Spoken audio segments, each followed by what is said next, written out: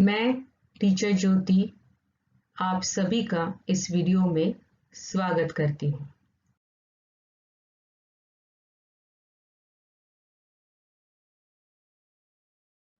सपने वे नहीं जो आप नींद में देखते हैं, सपने वे हैं जो आपको सोने नहीं देते। जी हाँ, ये लिखा गया है डॉक्टर APJ अब्दुल कलाम जी के द्वारा, जिन्होंने कहा है कि सपने देखा करो, ऊंचे सपने देखा करो और उन्हें पूरा करने के लिए अथक परिश्रम करो, बहुत मेहनत करो, ताकि वो सपने तुम्हें सोने नहीं दे, मतलब उनको पूरा करने के लिए जी तोड़ मेहनत करो। कक्षा 7वीं पाठ क्रमांक 6 पृथ्वी से अग्नि तक। लेखक है doctor APJ Abdul Kalam. Doctor APJ Abdul Kalam, आप उनसे परिचित हैं, फिर भी उनकी संक्षेप में जानकारी। जन्म 15 अक्टूबर 1931 रामेश्वरम तमिलनाडु में हुआ था। उनकी मृत्यु 27 जुलाई 2015 में हुई थी। रचनाएं मतलब उन्होंने लेखन किया है अग्नि की उड़ान, छुआ आसमान आदि पुस्तकों का। परिचय, डॉक्टर APJ अब्दुल कलाम जी ने राष्ट्रपति पद को विभूषित किया है, राष्ट्रपति रह चुके हैं। अनमोल योगदान के लिए आपको भारत रत्न सम्मान प्राप्त हुआ है। तो यहाँ पे भारत रत्न जो मेडल है उसका चित्र दिखाया है। अलग अलग क्षेत्र में महान कार्य करने वाले, सामाजिक कार्य करने वाले लोगों को ये सम्मान दिया जाता है, जो कि अब्दुल कलाम जी को भी दिया गया था। गद्य संबंधी जानकारी। प्रस्तुत आत्मकथा अंश में लेखक ने अग्नि के प्रक्षेपण में आने वाली कठिनाइयां, वैज्ञानिकों के अथक परिश्रम को बताया है। तो अग्नि ये क्षेपणास्त्र है, मिसाइल है, जिसके लिए प्रक्षेपण मतलब लॉन्च करने में क्या कठिनाइयां आई और उसके लिए वैज्ञानिकों ने, साइंटिस्ट ने किस तरह से अथक, न थका देने वाला परिश्रम करके, मेहनत करके इस प्रक्षेपण को सफल बनाया, इसकी जानकारी बताई गई है। चलिए पहला परिच्छेद देखते हैं। बालासोर में अंतरिम परीक्षण का काम पूरा होने में अब भी कम से कम 1 साल की देर थी। हमने पृथ्वी के प्रक्षेपण के लिए श्रीहरिकोटा अंतरिक्ष केंद्र में विशेष सुविधाएं स्थापित की, जिनमें से एक लॉन्च पैड, ब्लॉक हाउस, नियंत्रण उपकरण तथा और चलित दूरमिति केंद्र शामिल थे। तो यहाँ पे अंतरिम परीक्षण मतलब आखिरी परीक्षण था, फिर भी उसके लिए 1 साल की देर लगने वाली थी। ये प्रक्षेपण पृथ्वी इस ग्रह का, उपग्रह का प्रक्षेपण मतलब सैटेलाइट, उपग्रह मतलब यहाँ पे सैटेलाइट का प्रक्षेपण श्रीहरिकोटा से किया जाने वाला था। उसके लिए launch pad, block house, launch pad यहाँ पे चित्र दिखाई दे रहा है, ब्लॉक हाउस और नियंत्रण उपकरण मतलब ही चलित दूरमिति केंद्र, दोनों का अर्थ एक ही है। ये सारी सुविधाएं स्थापित की गई थी। तो आगे चलते हैं। पृथ्वी उपग्रह को 25 फरवरी 1988 अंक में भी दिखाया गया है को सुबह 11:23 को छोड़ा गया। यह देश के रॉकेट विज्ञान के इतिहास में एक युगांतकारी घटना थी। युगांतकारी मतलब युग प्रवर्तक, युग को बदलने वाली। निर्देशित मिसाइलों के क्षेत्र में एक आत्मनिर्भर मतलब खुद पर डिपेंडेंट देश के रूप में उद्भव ने संसार के सभी विकसित देशों को विचलित कर दिया था। सामर्थ्यशील नागरिक, अंतरिक्ष उद्योग और व्यवहार्य मिसाइल आधारित सुरक्षा प्रणालियों ने भारत को चुनिंदा राष्ट्र, चुनिंदा मतलब चुने हुए राष्ट्रों के समूह में पहुंचा दिया। जो विकसित राष्ट्र है उन तक इस आविष्कार ने, इस युगांतकारी घटना ने हमें वहां तक पहुंचा दिया था। लेकिन क्या एक पृथ्वी ही पर्याप्त होगा? क्या 4-5 मिसाइल प्रणालियों का स्वदेशी विकास में पर्याप्त रूप से ताकतवर बना पाएगी? उसी समय अग्नि को एक टेक्नोलॉजी परियोजना के रूप में विकसित किया जा रहा था। तो पृथ्वी के बाद रुकना नहीं होगा, हमें और कुछ करना चाहिए जिससे हम अपनी जो भी ये स्टेटस हम लोगों ने बनाया था वो कायम हो। और इसीलिए अग्नि को टेक्नोलॉजी परियोजना के रूप में देखा जा रहा था, एक प्रोजेक्ट। Okay, next. देश के भीतर उपलब्ध समस्त संसाधनों को दांव पर लगाकर यही एक उत्तर था। अग्नि टीम में 500 से अधिक वैज्ञानिक थे और उन विशाल परीक्षणों में अनेक संगठनों का नेटवर्क बनाया गया था। अग्नि का प्रक्षेपण 20 अप्रैल 1989 को निर्धारित किया गया था, मतलब तय किया गया था। यह एक अभूतपूर्व अभ्यास होने जा रहा था, कुछ अलग होने जा रहा था।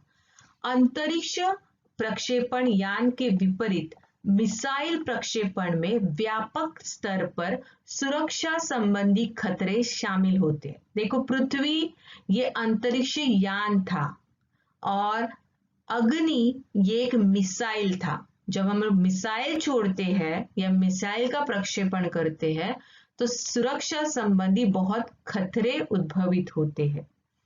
प्रक्षेपण की पूर्व तैयारी की सारी गतिविधियां तय कार्यक्रम के अनुसार पूरी हो गई।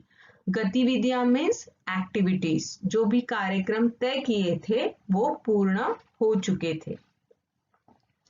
जिस समय हम T14 सेकेंड पर थे, कंप्यूटर ने संकेत दिया कि उपकरणों में से कोई एक ठीक से काम नहीं कर रहा है। उसे तुरंत सुधार लिया गया। इस बीच निचली रेंज के केंद्र ने होल्ड के लिए कहा। होल्ड मतलब रुकना। अगले कुछ सेकंडों में जगह जगह होल्ड की जरूरत पड़ गई। हमें प्रक्षेपण स्थगित करना पड़ा। जो निर्धारित किया हुआ समय था वो स्थगित हो गया क्योंकि जगह जगह पर होल्ड के संकेत दिखाई देने लगे। मैं अपनी टीम के सदस्यों से मिलने गया। मैं मतलब कौन? कलाम जी। क्यों गए? क्योंकि उनका हौसला टूट चुका था। इस कठिनाइयों से वो निराश हो गए थे। उन्हें प्रोत्साहित करने के लिए वो उनसे टीम के सदस्यों से मिलने गए। जो सदमे और शौक की हालत में थे, मैंने SLV-3 के अपने अनुभवों को बांटा उनके साथ।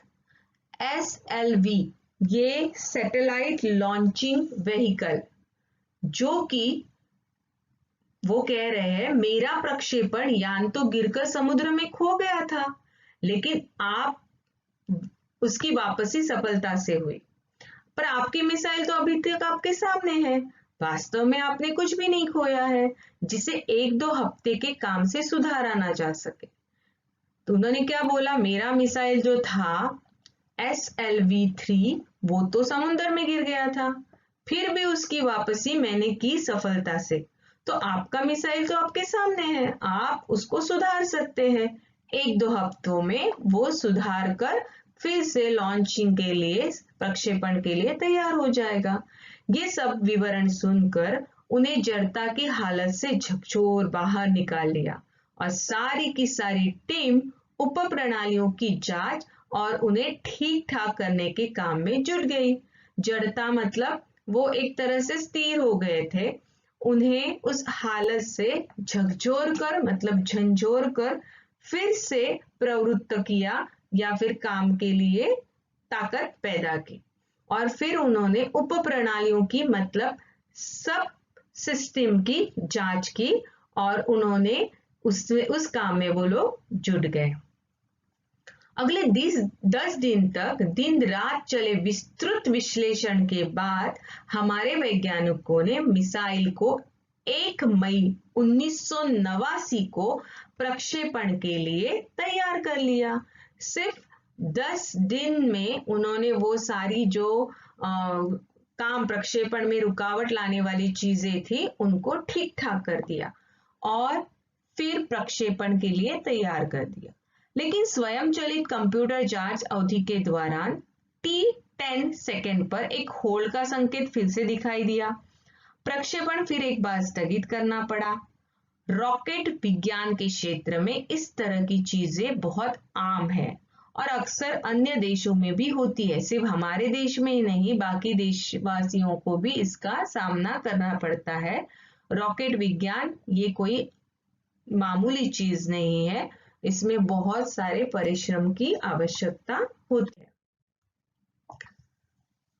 मैंने DRDL RCI मैंने यहाँ पे संक्षेप में उसका दिया हुआ है, परिवार के 2000 से भी अधिक सदस्यों को संबोधित किया। DRDL मतलब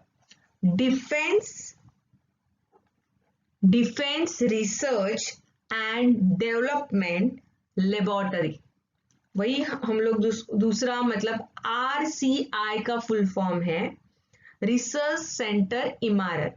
वहां के 2000 सदस्य को उन्होंने बोला, बहुत मुश्किल से ही हमें किसी प्रयोगशाला या R&D संस्थान को, R&D मतलब रिसर्च एंड डेवलपमेंट लेबोरेटरी जो संस्थान है, उसको पहली बार अग्नि जैसी प्रणाली विकसित करने का अवसर मिला। तो हमारा ये भाग्य है, ये कार्य हमें करने मिला है, यह महान अवसर हमें दिया गया है। स्वाभाविक रूप से बड़े अवसर अपने साथ बराबर की चुनौतियां मतलब चैलेंजेस लेकर आते हैं। हमें हिम्मत नहीं हारनी चाहिए, समस्याओं को हमें हारने का मौका ही नहीं देना चाहिए।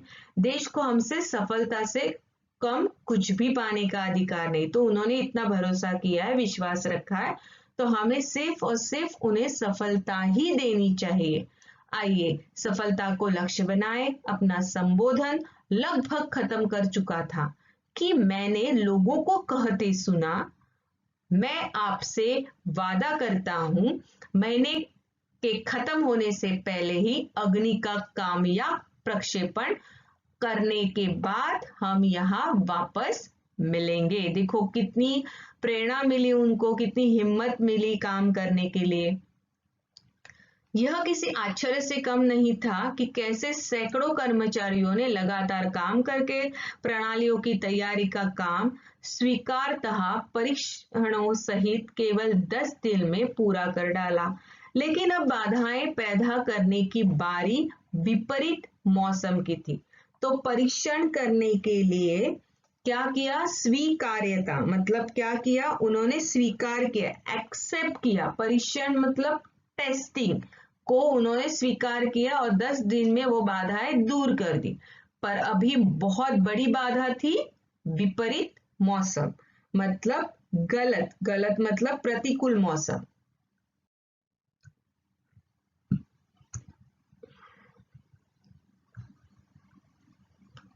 एक चक्रवात का खतरा मंडरा रहा था। चक्रवात मतलब साइक्लोन। अभी के सभी